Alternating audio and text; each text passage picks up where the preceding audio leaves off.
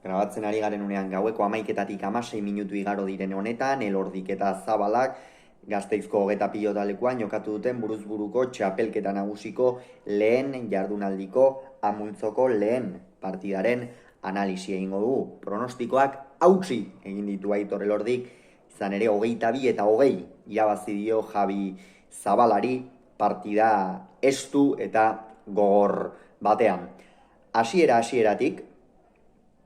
oso ongi hasi da Aitor Elordi eta benetan horrek norgehiagokan zehar hasiera horrek batez ere asko lagundu dio alere. Gogora ezagun Elordi txapelduna hain zuzen ere gaur sartu dela leian, gaur izan du txapelketako lehen norgehiagoka, aldiz Javi Zabalak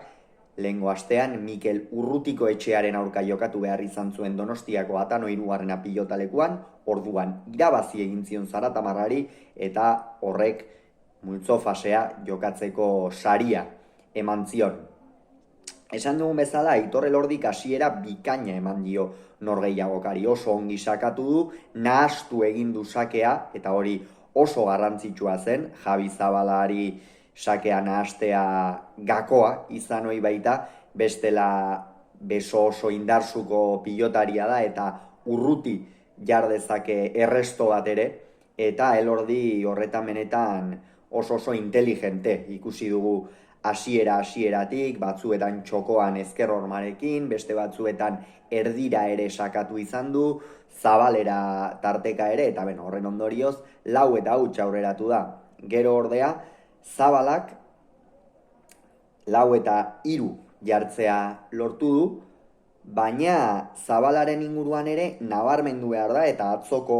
bideoan, atarikoan hain zuzen ere, esaten genuen, Zabalarentzat gaurkoan oso garrantzitsua izango zela tantoak amaitzea, ikusi baitugu Aitor Elordik beste behin ere zenolako defensa duen, eta Elordik abantaila hartu duen une horretan oso une garrantzitsua zen Zabalarentzat, eta hor benetan ongi, bikain asmatu du Naiarako pilotariak. Gerora ordea partida oso estu joan da, baina lehen etenaldira Elordi 12 eta 7 emaitzarekin iritsi da. Esaten dugu, benetan sentsazio oso onak utzi ditu Aitor Elordik gaurko honetan, nabari da motibatuta zegoela, ez erasoan bakarrik, tanto errak amaitu baititu, pilotari abiadura emanez, Javi Zabala nahastuz, hori oso garrantzitsua baitzen, ongi sakatuz, ia dena perfekzioan egin du txapeldunak, eta beste behin ere erakutsi du zergatik den benetan bera txapelduna. 12 eta 7 aurreratu da hain zuzen ere, eta gero pixkanaka bazirudien bazijoala,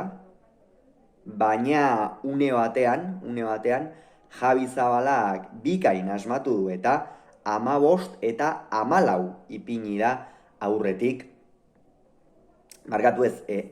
15 eta 14koan harrapatu egin du, 15 eta 14 joan dira une batean, eta hor Zabalak batez ere sakearekin asmatu du ikeragarri, beraz, bi pilotariek euren uneak izan dituzte, baina Javi Zabalak sakearekin ikeragarri egin dio Elordiri, eta Elordi sake eramale oso ona da,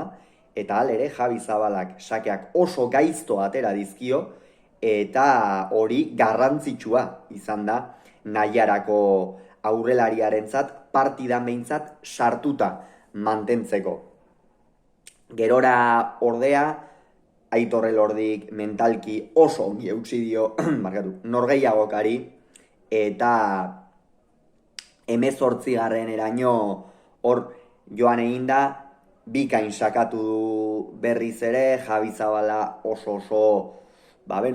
deskontzertatuta edo, ikusi du sakeak eramaterako garaian, egin ikeragarri batean noski Aitor Elordiren meritua zela eta gero gainera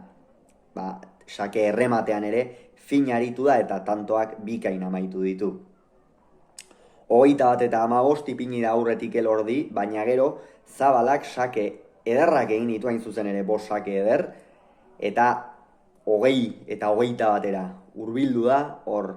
benetan nortasun handiarekin jokatu du, fede handiarekin, partida irabazi zezakeela sinetsita, baina azken tantoan 20-21 zela, sakea ez da oso ona izan, gero bila joan denean oso garbi utzi du, eta Elordik buruz gain pasadu, eta horren ondorioz, txapeldunak lehen garaipena eskuratu du, esan bezala pronostikoak hautsiz. Benetan, hasiera bikaina eman diote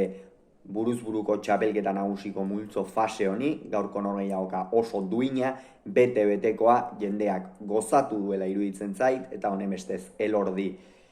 puntu batekin dugu, aldiz Zabala punturik gabe -2ko balantzearekin. Hauxe beraz, norgehiagoka honen inguruan esan beharrekoa, hurrengoan gehiago izango duzue, bitartean on izan agur.